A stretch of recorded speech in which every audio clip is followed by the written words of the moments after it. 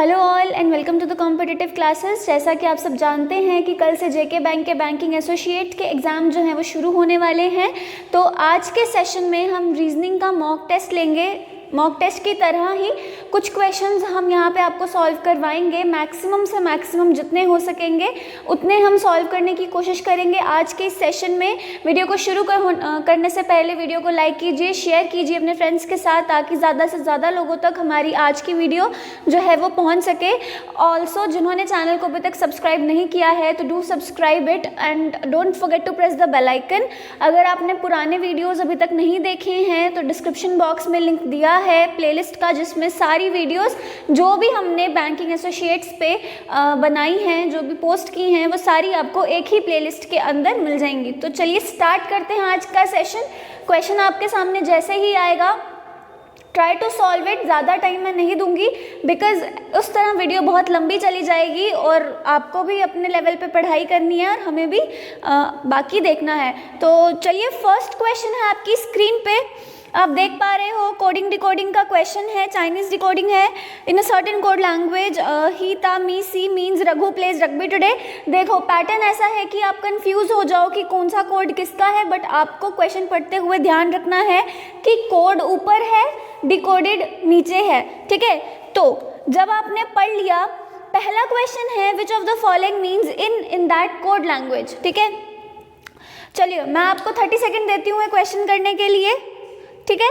30 second timer अभी हम नहीं लगा सकते, तो आप अपनी वॉचेस रेडी रखिए। 30 सेकेंड दे रही हूँ इस क्वेश्चन को सॉल्व करने के लिए।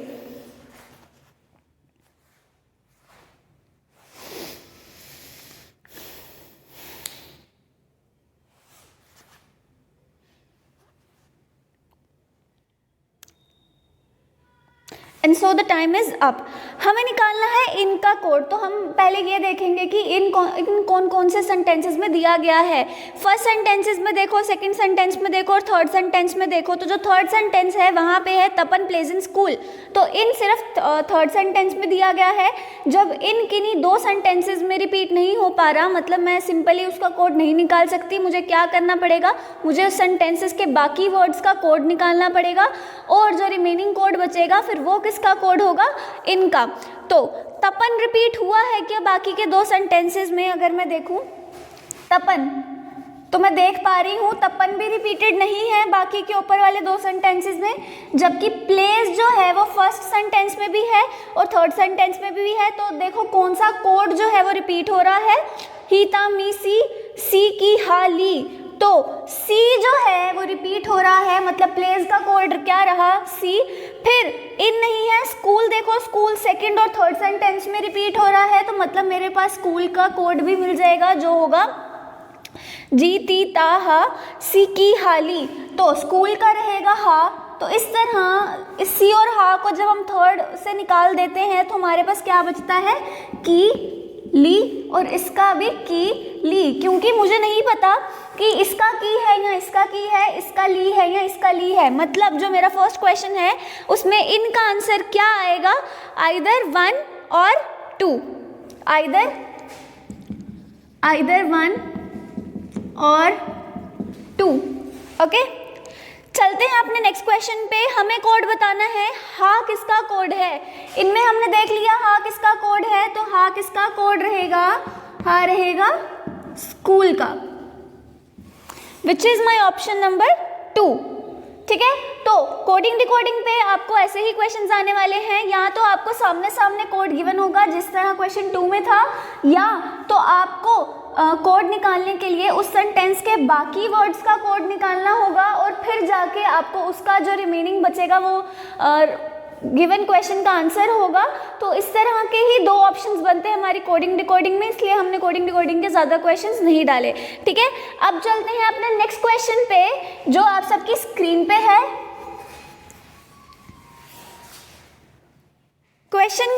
इस क्वेश्चन को करने में आपको टाइम लगेगा। अब मैं आपको 2 या 3 मिनट्स तो नहीं दे सकती हूँ पजल को सॉल्व करने के लिए, because there is shortage of time and storage also.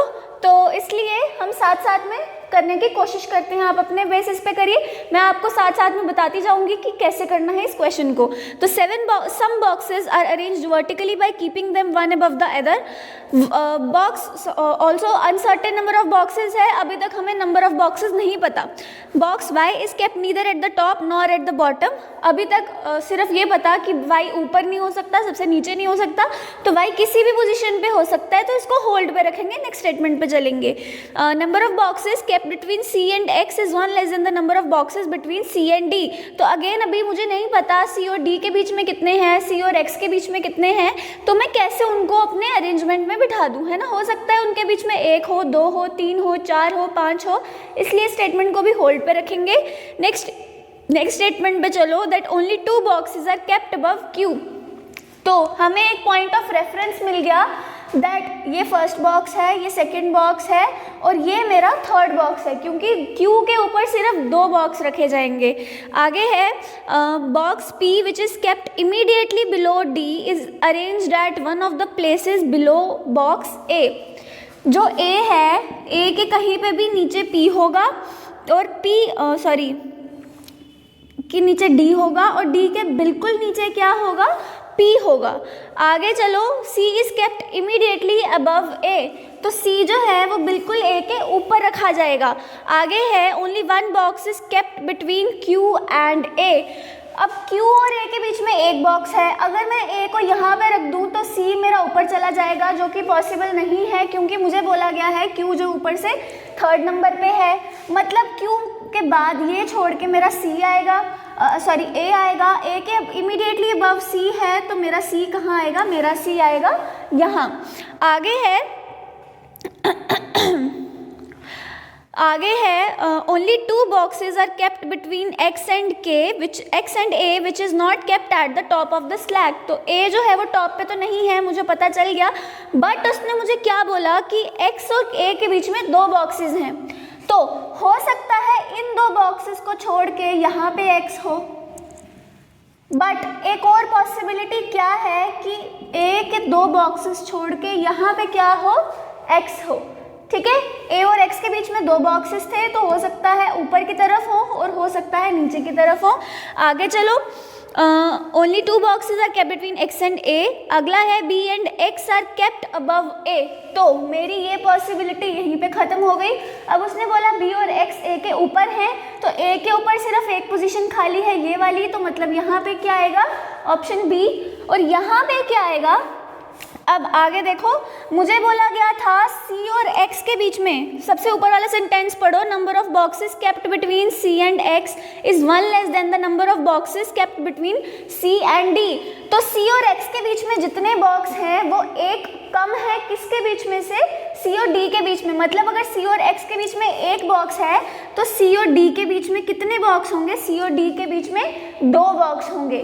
Okay, because मुझे गिवन है अगर यहाँ पे 2 है तो इसके बीच में कितना होना चाहिए, 1।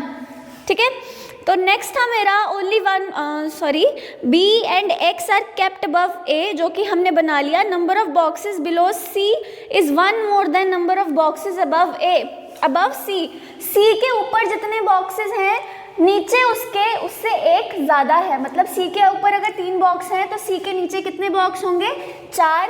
D के इमीडिएटली नीचे क्या होना चाहिए था, P, वो मुझे गिवन था। अब मेरा बॉक्स कौन सा बच गया है, हाँ, सबसे जो फर्स्ट वाला था, box Y is kept neither at the top nor at the bottom. मतलब ये जो मेरी पोजीशन बची है ये कौन से बॉक्स की बची है, Y, and this completes my arrangement. तो ये मेरा आंसर रहा बॉक्स पजल का। फर्स्ट क्वेश्चन देखो, how many boxes are there in the arrangement, तो 1 2 3 4 5 6 7 एंड 8। तो क्वेश्चन 1 का आंसर क्या रहेगा, 8 number of boxes. Question second का आंसर क्वेश्चन है which of the following statements are true, 2 boxes are kept between Y and D। Y और D के बीच में 2 बॉक्सेस हैं, गलत। सेकंड है C is kept immediately below Q, C जो है Q के इमीडिएटली बिलो है, तो सेकंड ऑप्शन सही है। P is kept immediately above Y, P जो है Y के ऊपर है, तो वो गलत है। P इज केप्ट तो इधर C और B का मतलब सेकेंड या थर्ड ऑप्शन, तो वो गलत है। तो मेरा जो सही ऑप्शन था वो क्या था, ऑप्शन नंबर 2। ठीक है। नेक्स्ट क्वेश्चन है how many boxes are kept between D and C. तो डी और सी के बीच में कितने बॉक्सेस हैं, 1 और 2। तो क्वेश्चन 3 का आंसर क्या आएगा, 2 बॉक्सेस। नेक्स्ट क्वेश्चन है which of the following boxes kept immediately below P. P के नीचे कौन सा बॉक्स है, तो कोई बॉक्स नहीं है, तो मेरा ऑप्शन क्या आएगा, नन। इफ नेक्स्ट क्वेश्चन है if B is related to Q and C is related to Y, B is related to Q and C is related to Y, then which of the following is A related to। तो A किससे related होगा, आपने देखा B और Q के बीच में क्या रिलेशन है, जो सेकंड वाला है वो फर्स्ट के थर्ड नंबर पे है, मतलब उनके बीच में एक बॉक्स है, इनके बीच में एक बॉक्स है। अब मेरे को बताना है A किससे रिलेटेड है, तो A रिलेटेड रहेगा D से, और इसके बीच में कितने बॉक्स हैं, 1। तो ऑप्शन क्या होगा मेरे क्वेश्चन नंबर 5 का, ऑप्शन D। देखो मुझे उसने बताया B is related to Q, मतलब हमें किसका रिलेशन बताया, किससे, B का रिलेशन बताया है, B का रिलेशन बताया है Q से, C का रिलेशन बताया है Y से। उसी तरह मुझे A का रिलेशन बताना है, तो नीचे की तरफ जाऊंगी मैं, ऊपर की तरफ नहीं जाऊंगी, ठीक है, क्योंकि मुझे ऊपर वालों में नीचे का बताया है, तो इसमें भी मैं नीचे जाऊंगी, ऊपर नहीं जाऊंगी, और इसलिए मेरा ऑप्शन Q नहीं होगा, D होगा, ठीक है। आई होप ये पजल आपको करने में आसानी हुई, डिफिकल्टी नहीं आई। तो साथ साथ में अगर सॉल्व कर रहे हैं तो हमको बताते चलिए कितने क्वेश्चंस आपसे निकल रहे हैं, कितने क्वेश्चंस नहीं निकल रहे। ऑल्सो प्लीज़ सेशन को शेयर कीजिए ताकि ज़्यादा से ज़्यादा लोग हमारी वीडियोस को देख सके, ठीक है। उसके बाद नेक्स्ट क्वेश्चन आपकी स्क्रीन पे है, अल्फ़ाबेट सीरीज़ पे क्वेश्चन है। कोई मुझे कल बोल भी रहा था कि वाले क्वेश्चंस करवा दो, बट हमने ये पहले किए हुए हैं और ये पेपर में पूछे जाते हैं। या तो अल्फ़ा न्यूमेरिक सीरीज़ पूछी गई होगी, या तो अल्फ़ाबेट सीरीज़ में क्वेश्चंस दिए गए होंगे। मोस्ट ऑफ द शिफ्ट्स में ये ज़रूर आएंगे, तो इस पर आपकी प्रैक्टिस होना बहुत ज़रूरी है। तो सबसे पहले हम क्वेश्चंस लिख लेते हैं, क्या है, सॉरी सीरीज़ के वर्ड्स लिख लेते हैं।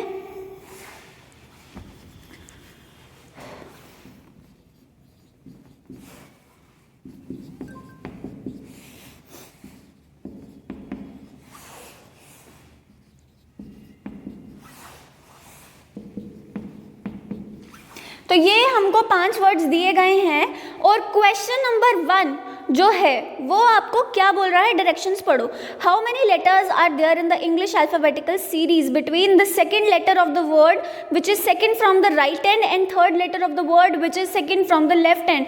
पहले उसने मुझे क्या बोला, word which is second from the right hand, तो वो ये रहा, राइट हैंड से सेकंड ये रहा। इसका कौन सा लेटर, सेकंड लेटर ए। और फिर दूसरा लेटर कौन सा चाहिए, letter of the word which is second from the left hand, और इसका कौन सा लेटर चाहिए, इसका थर्ड लेटर चाहिए डी। तो इन दोनों के बीच में कितने अल्फाबेट्स आते हैं एक अल्फाबेटिकल सीरीज में, तो इन दोनों के बीच में आते हैं 2 अल्फाबेट्स। तो मेरा आंसर क्या होएगा, 2, विच इज ऑप्शन नंबर 2।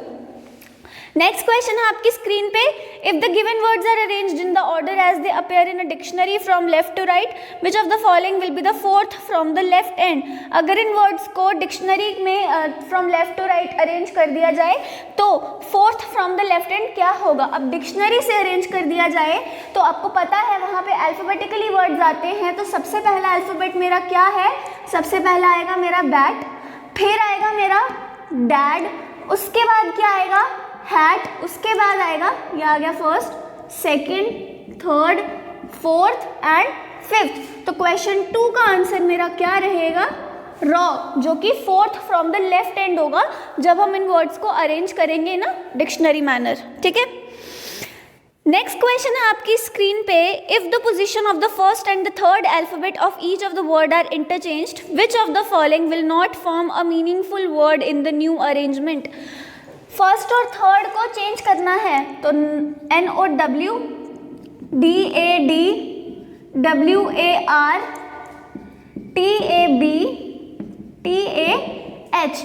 मुझे क्या पूछा है, which of the following will not form a meaningful word in the new arrangement.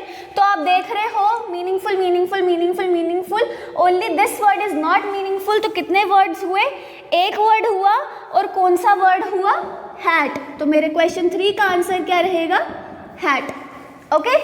Next question है आपकी स्क्रीन पे, if the third letter in each of the word is change to the next letter in the English alphabetical order, how many words thus formed will do not have the last letter as a vowel. हर word के last letter को उसके next letter से हमने करना है interchange, और फिर हमने बताना है कि कितने वर्ड्स जो हैं they do not and with the vowel.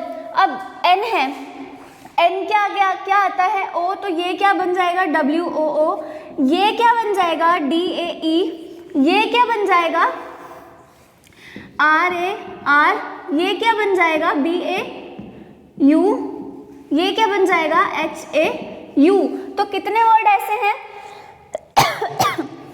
जो वॉवल पे एंड नहीं कर रहे, तो सिर्फ एक वर्ड है, तो इसलिए इस क्वेश्चन का आंसर क्या रहेगा, ओनली 1। ठीक है, नेक्स्ट क्वेश्चन आपकी स्क्रीन पे है, if in each of the given words each of the consonant is changed to its previous letter and each vowel is changed to its next letter in the English alphabetical series, then in how many words thus formed will at least one vowel appear।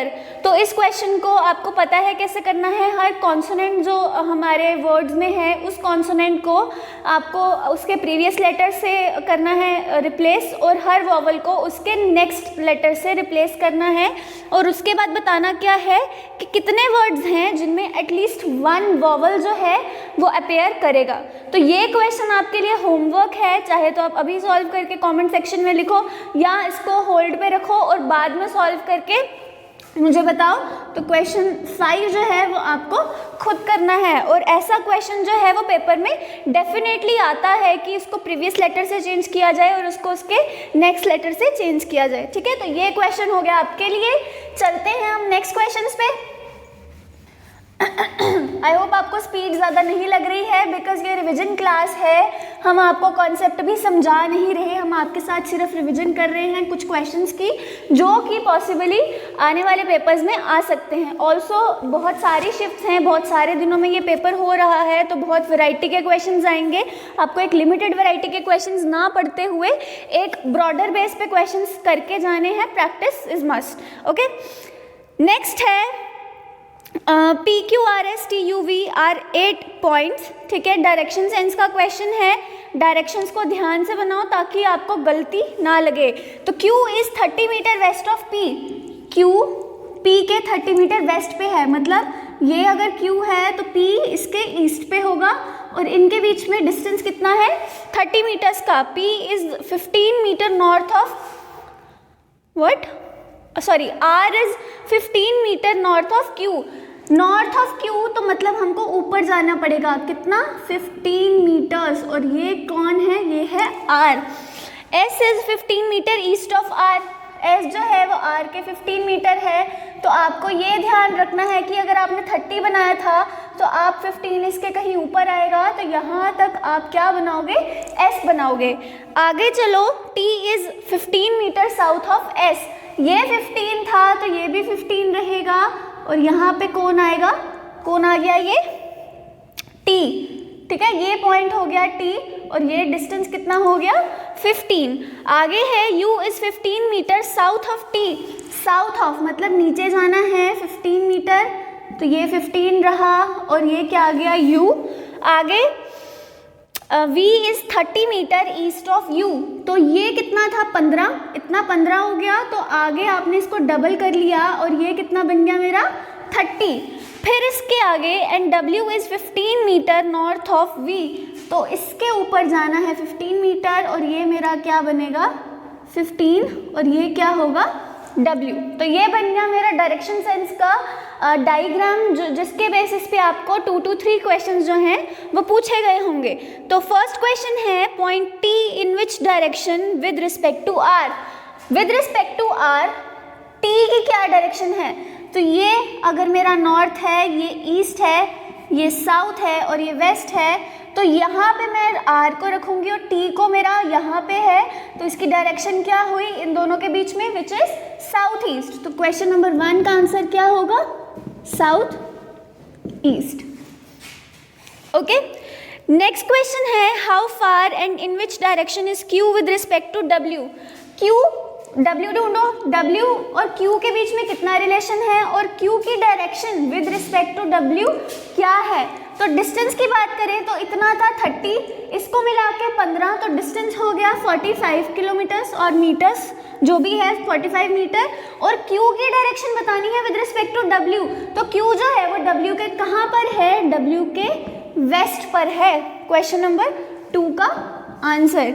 तो option given है हमारा fourth option which is 45 metres in the direction west. ठीक है, तो आपके direction sense पे mock में 2 ही questions हैं। चलते हैं अपने नेक्स्ट क्वेश्चंस पे। अगर सेशन अच्छा लग रहा है तो लाइक कीजिए, शेयर कीजिए, कमेंट करके अपने आंसर्स कमेंट करके हमें बताइए that you are also solving with अस।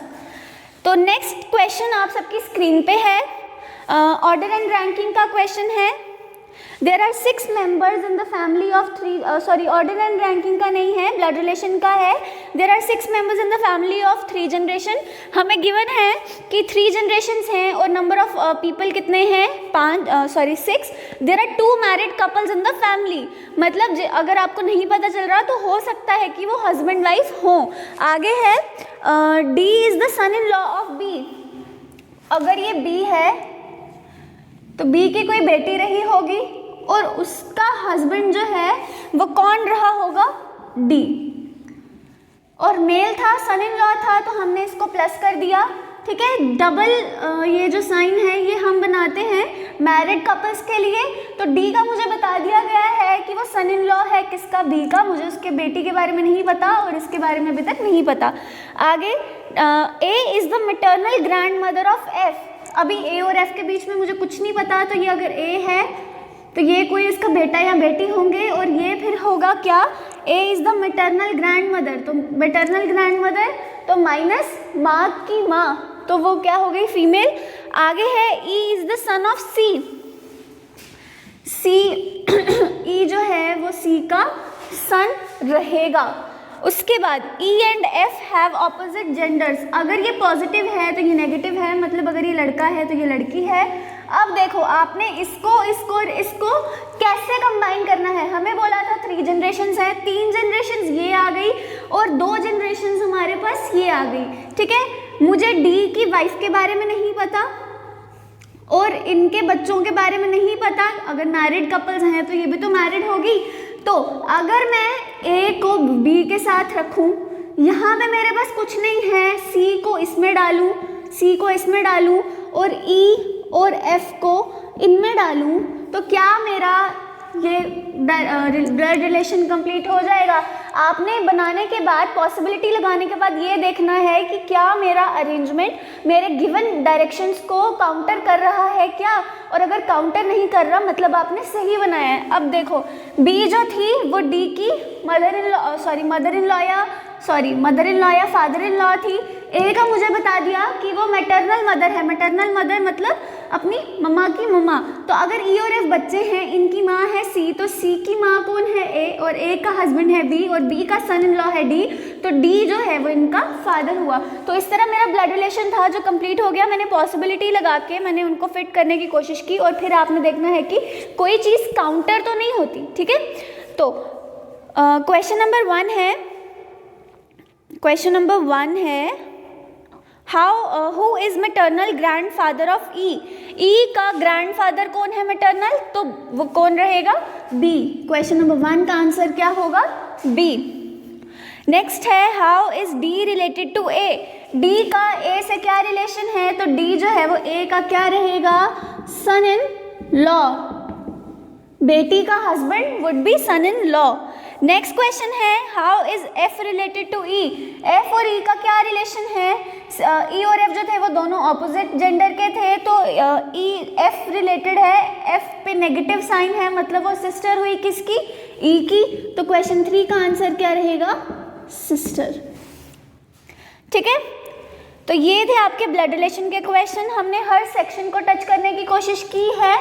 हो सकता है इनकी वेटेज अलग अलग दी गई हो पेपर में। जैसे मैंने आपको अगर ब्लड रिलेशन के 3 क्वेश्चन करवाए हैं तो हो सकता है पेपर में 5 नंबर का आ जाए, वो हम अभी नहीं बता सकते। तो नेक्स्ट क्वेश्चन सिलॉग का क्वेश्चन है आप सबकी स्क्रीन पे। कुछ इजी से लॉक डाला है, हो सकता है इजी है, हो सकता है मॉडरेट लेवल का है। This is just a mock test, difficulty level set नहीं किया हुआ है हमने। तो देखो और क्या है first question, some song are dance, next है some dance are music. First conclusion है सम सॉन्ग आर म्यूजिक और सेकंड कंक्लूजन है नो सॉन्ग इज म्यूजिक। तो मेरा पहला वाला सम सॉन्ग आर म्यूजिक मुझे नहीं पता इन दोनों के बीच में क्या रिलेशन है, तो मैं इसको नेगेटिव करूंगी। और सेकंड ऑप्शन देखा जाए तो no song is music, again मुझे सॉन्ग और म्यूजिक के बारे में रिलेशन नहीं पता, तो मैं नो का रिलेशन भी उनके बीच में नहीं रख सकती। तो जब दोनों गलत होते हैं और दोनों साइड के मेरे यहाँ पे भी सॉन्ग है और यहाँ पे म्यूजिक है, दोनों स्टेटमेंट्स में ये प्रेजेंट हैं। ऑल्सो सम और नो जो हैं वो कॉम्प्लीमेंट्री पेयर्स हैं, तो मेरा आंसर क्या रहता है, ईदर 1 और 2, ईदर 1 और 2। ठीक है, नेक्स्ट क्वेश्चन है, साथ साथ में करो। नेक्स्ट क्वेश्चन है ऑल बेड आर सोफा, तो all bed are sofa and each sofa is chair. Each sofa is chair का मतलब क्या है, that all sofa are chair. ठीक है ना, तो कंक्लूजन है फर्स्ट वाला, नो चेयर इज बेड, कोई भी चेयर बेड नहीं है। तो पहला ऑप्शन जो था वो सामने सामने गलत दिख रहा है, क्योंकि कुछ चेयर ऐसी है जो बेड है। अगला है सम चेयर आर सोफा, तो कुछ चेयर ऐसी है जो सोफा है, तो हाँ, तो जो ये वाला पोर्शन है सारा, ये सारा सोफा ही तो है, मतलब मेरा सेकंड ऑप्शन क्या है, सही है। तो मेरा आंसर क्या रहेगा, ओनली कंक्लूजन 2 फॉलोज। ठीक है, नेक्स्ट क्वेश्चन आप सबकी स्क्रीन पे है, सॉल्व करके मुझसे पहले आंसर को कमेंट सेक्शन में लिखिए। 100% डॉलर आर यूरो, मतलब सारा का सारा जो डॉलर है वो क्या है, वो यूरो है। And only euro are rupee, only euro और रुपी का मतलब है, ओनली यूरो आर रुपी का मतलब है all rupee, sorry only euro, only euro are rupee हमको गिवन है ना, तो इसका मतलब है that all rupee are euro, ये मतलब होता है इसका। तो ये मेरा यूरो है, यूरो के बीच में डॉलर तो है, बट जो रुपी है ना वो कुछ नहीं हो सकता यूरो के अलावा, मतलब यूरो का कुछ पार्ट जो है वो रुपी ने ऑक्यूपाई करके रखा हुआ है, वो किसी के पास भी नहीं जा सकता। तो फर्स्ट कंक्लूजन है सम रुपी आर डॉलर। तो क्या डॉलर और रुपी में कोई रिलेशन हो सकता है? जब मुझे बोला गया है ना that only euro are rupee, that means all rupee are euro and rupee can not be anything else, rupee सिर्फ यूरो रहेगा, रुपी और कुछ नहीं रह सकता। तो इसलिए मेरा पहला कंक्लूजन क्या होगा, गलत। दूसरा है ऑल डॉलर इज यूरो, सारा का सारा डॉलर यूरो हो सकता है क्या? कुछ पोर्शन ऐसा रहेगा जो सिर्फ रुपी होगा, रुपी के अलावा कुछ भी नहीं होगा, और इसलिए मेरा पूरा का पूरा डॉलर जो है वो रुपी में, sorry all dollar are euro का मतलब है कि सारा का सारा डॉलर यूरो के अंदर है, which is already given to me. तो इसलिए मेरा सेकेंड ऑप्शन क्या रहेगा सही, और मेरा आंसर क्या होगा, ओनली 2 फॉलो। अगर मुझे दिया होता that all euro are dollar, तो वो ऑप्शन मेरा गलत होता, ठीक है ना। All euro are dollar possible नहीं है, but all dollar are euro तो मुझे ऑलरेडी अपने वेन डायग्राम में दिख रहा है। तो ये थे आपके स्लॉक के क्वेश्चन। चलते हैं अपनी नेक्स्ट सेक्शन पे, जो कि आप सबकी स्क्रीन पे है। अगेन एक पजल है, शेड्यूलिंग पजल है। 7 people are having a seminar on 7 different months of the same year namely. तो आपको ईयर्स दिए गए हैं, ईयर्स को पहले आपने फिक्स कर लेना है, साथ ही साथ उनके डेज को भी फिक्स करना है। क्या ईयर्स हैं हमारे, Jan, Feb, March, April, May, June, July. Number of days को साथ में लिख लो, दिस इज 31, 28, 31, 30, 31, 30 एंड 31। इस क्वेश्चन को सॉल्व करने के लिए मैं आपको 1 मिनट का टाइम दे रही हूँ, and your time starts now. Try solving this.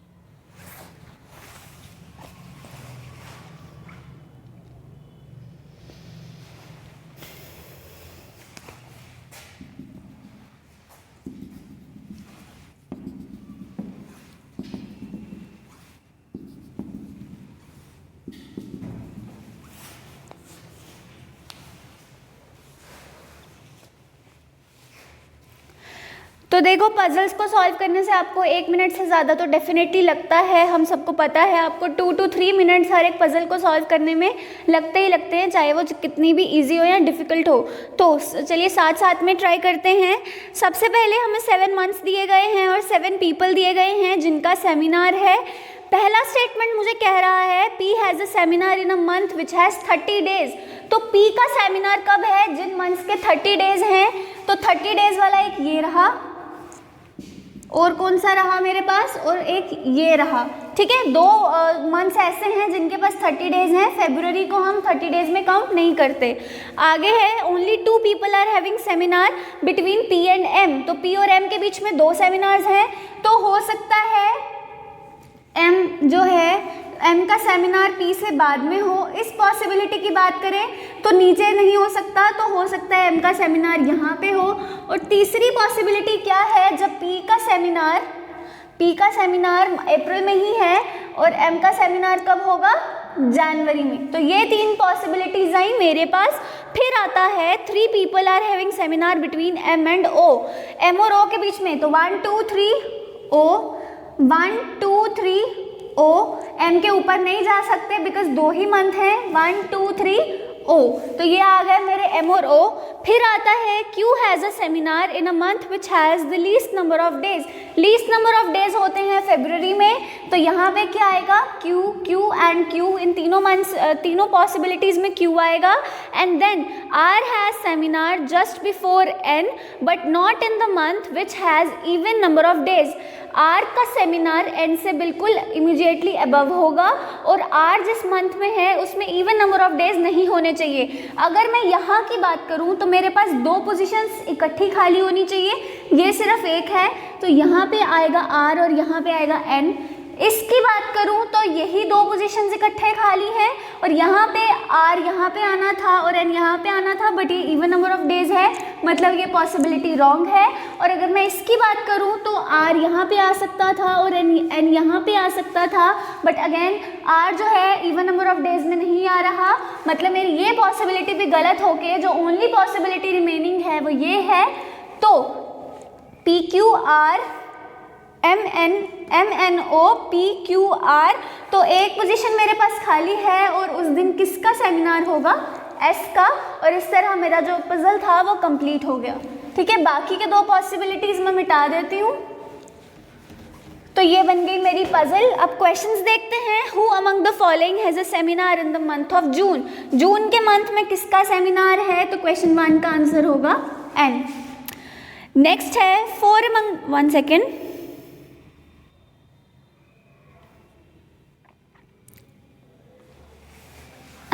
First question था मेरा, in which of the following month does S have a seminar.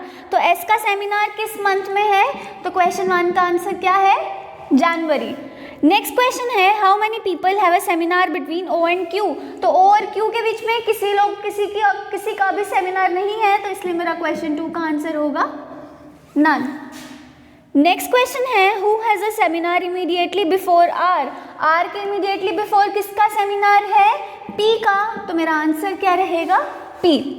Next question है which of among the following has a seminar in the month of June.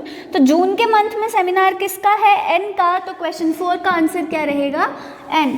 Next question है 4 among the following are the same in a certain way and thus form a group which of the following does not belong to the group. आपको odd one out देखना है, तो हमारे options हैं MRO SN। तो M को देखो पहले, M जो है वो 31 डेज में है।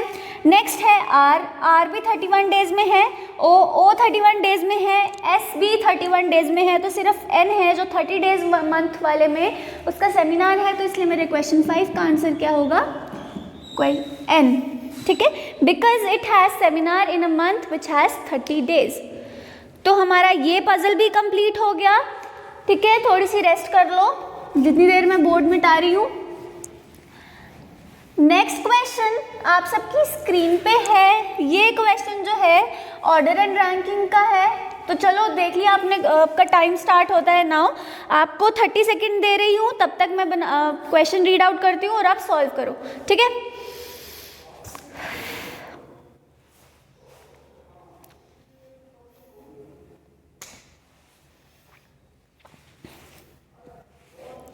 Ten seconds are up.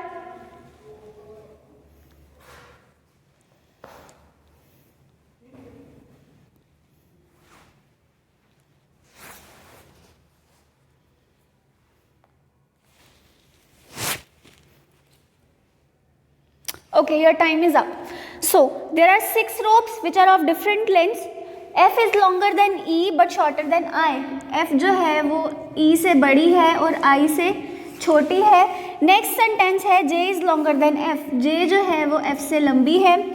I is shorter than G only, मतलब G के आगे सिर्फ I हो सकता था। अब ये दोनों जो हैं ये कॉम्पैक्ट है, G और I का ऐसा ही रहेगा। मुझे दिया था J जो है वो F से बड़ा है, मतलब G is greater than I is greater than J is greater than F। यहाँ तक मेरा हो गया कंफर्म। आगे था E is not the shortest. E is not the shortest मतलब जो रिमेनिंग मेरा पर्सन था वो E के बाद आएगा, और वो कौन था?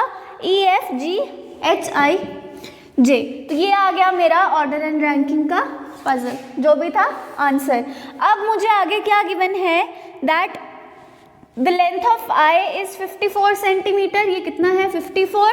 And the length of the third shortest rope, third shortest rope कौन सी हुई? ये वाली, और इसकी लेंथ है 30। अब क्वेश्चन रीड करो, what is the possible length of J. J की पॉसिबल लेंथ क्या हो सकती है? जो भी लेंथ होगी वो इन दोनों लेंथ के बीच में होगी। तो मेरा आंसर क्या रहेगा? आपने ये देखना है कि 54 और 30 के बीच में क्या क्या है। 28, 59, 50, 63। तो जो सिर्फ एक 50 सेंटीमीटर है जो 54 और 30 के बीच में आएगा, और अगर चारों ऑप्शंस में से कोई भी ऐसा ऑप्शन नहीं होता जो 30 और 54 के बीच में होता, तो मैं नन फॉलोस मार्क करती। और इसलिए मेरे क्वेश्चन 1 का आंसर क्या है? 50 सेंटीमीटर। नेक्स्ट क्वेश्चन है which rope is fourth shortest. Fourth shortest 1, 2, 3 and 4।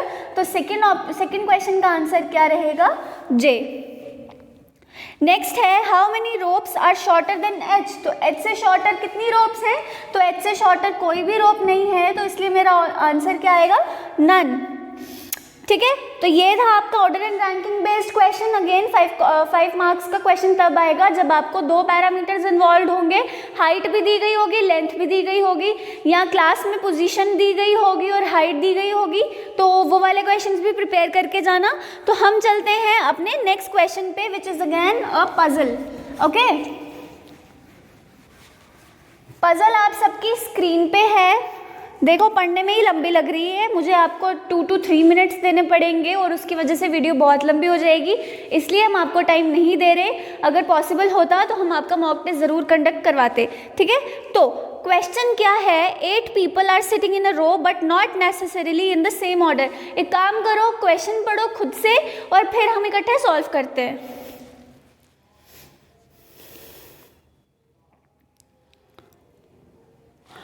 Eight friends are sitting in a row but not necessarily in the same order. Some of them are facing north and some of them are facing south.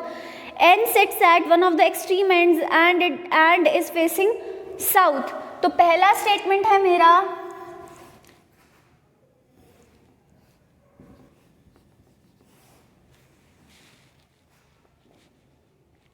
N जो है वो south की तरफ है, और एक और possibility हम ये ले लेते हैं, N जो है वो राइट एंड पे है, और इस पॉसिबिलिटी में N जो है वो लेफ्ट एंड पे है। आगे चलें, person sitting an extreme ends are facing opposite to each other. अगर N साउथ में फेस कर रहा है तो जो इस एंड पे होगा वो नॉर्थ में फेस करेगा, और यहाँ पे अगर N साउथ में फेस कर रहा है तो यहाँ पे जो इस एंड पे पर्सन होगा वो नॉर्थ में फेस करेगा। तो नेक्स्ट हमको स्टेटमेंट ये दिया है that two persons are sitting between N and B. तो एन और बी के बीच में दो पर्सन्स बिठा लो और यहाँ से एन और बी के बीच में दो पर्सन्स। अगेन हमें दिया है टोटल नंबर ऑफ पर्सन्स 8 हैं, तो ये 4 हो गए, तो 5 6 7 और यहाँ पे भी 5 6 7 and this one will go for 8। अभी हमें बी की डायरेक्शन नहीं पता।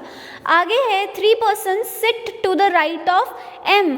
तो एम जो है रुको 3 persons sit to the right of M. तो या तो एम यहाँ होगा अगर वो नॉर्थ में फेस करेगा, या तो यहाँ पे होगा। अभी हमें नहीं पता उसकी डायरेक्शन के बारे में, तो इसको भी होल्ड पे रखो। आगे चलो, immediate neighbours of M face same direction but opposite to M. अगर एम नॉर्थ में होगा तो उसके जो नेबर्स हैं वो साउथ में होंगे, और अगर एम साउथ में होगा तो उसके जो नेबर्स हैं वो नॉर्थ में होंगे। अब देखो ज़रा, इसको देख लेते हैं। यहाँ पे मैंने बी बिठा लिया। अब मुझे बोला था कि एम के राइट पे कितने हैं, 3 लोग बैठे हैं। अगर मेरा एम जो है वो यहाँ बैठे, ठीक है, और अगर उसको मैं नॉर्थ में फेस करवाऊँ तो ही तो पॉसिबिलिटी बनेगी जब यहाँ पे 3 लोग इसके राइट पे बैठेंगे। इस पॉसिबिलिटी में और कोई ऑप्शन अवेलेबल है क्या? दूसरा ऑप्शन अवेलेबल क्या था कि मेरा यहाँ पे एम आता और साउथ में बैठा होता, तो तब जाके उसके राइट पे 3 लोग होते, बट यहाँ पे ऑलरेडी बी है, तो मेरा एम कहाँ आएगा? यहाँ। और इस अगर पॉसिबिलिटी की मैं बात करूँ तो जैसे मैंने यहाँ पे एम लगाया वैसे मुझे यहाँ पे एम लगाना पड़ेगा, और इसको मुझे साउथ में रखना पड़ेगा, क्योंकि साउथ में रखूँगी तो ही तो इसके 3 राइट साइड पे इसके 3 लोग बैठेंगे।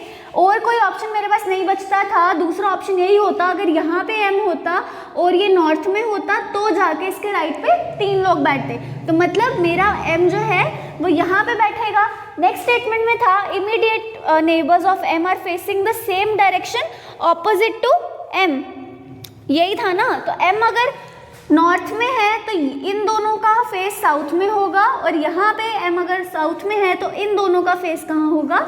नॉर्थ में होगा, ठीक है। तो नेक्स्ट स्टेटमेंट है O is third to the left of T, T is to the immediate right of L, who is an immediate neighbour of N। मुझे N पता है, N के पास कौन बैठा है? L। N कहाँ है मेरा? N है ये।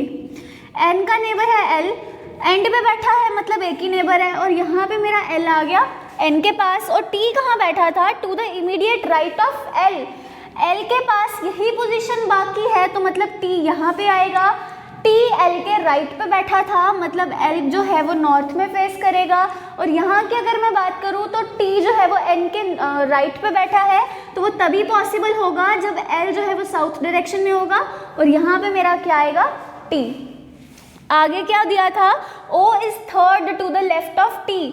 इसमें T के राइट पे अगर मैं जाऊँ, देखो T का अगर मैं साउथ बनाऊंगी, अगर मैं T को साउथ में बिठाती हूँ तो T का साउथ हो, ये साइड हो गई राइट, और O कहाँ पे बैठा है? उसके लेफ्ट पे।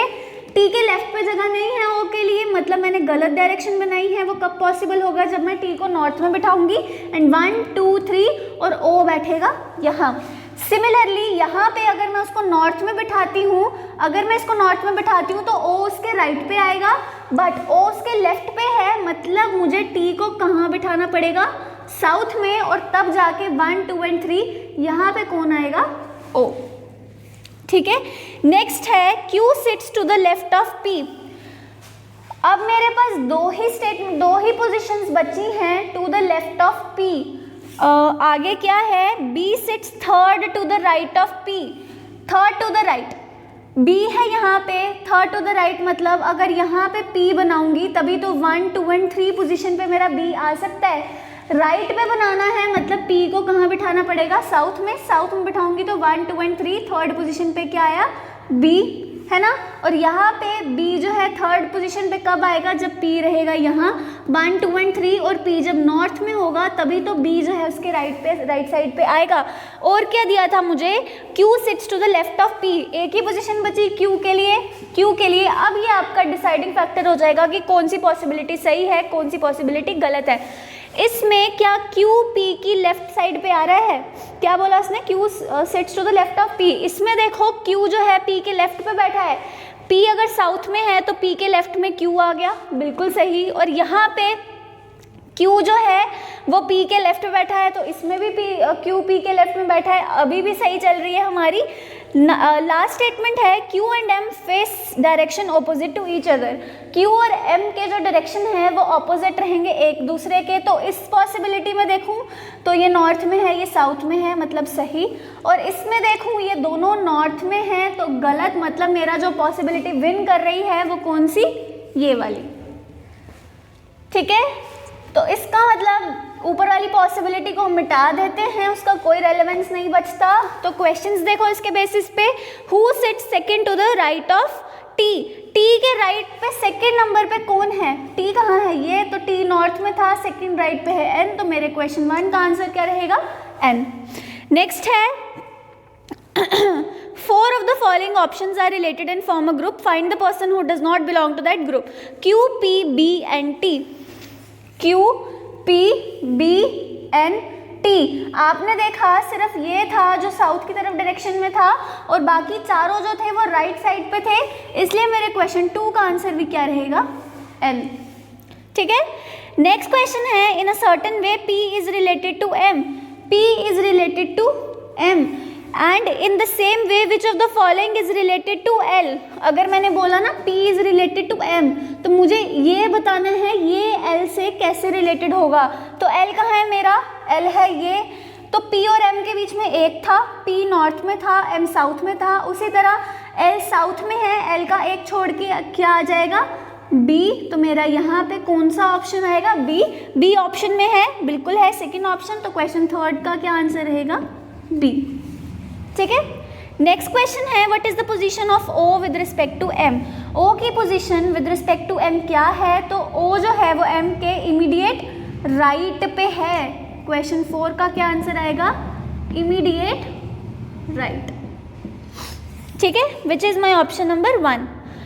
नेक्स्ट क्वेश्चन है, how many persons are facing south. South में कितने लोग फेस कर रहे हैं, 1, 2 एंड 3, बाकी सारे के सारे नॉर्थ में हैं, तो इसलिए क्वेश्चन 5 का आंसर क्या रहेगा, 3, विच इज माई ऑप्शन नंबर 4।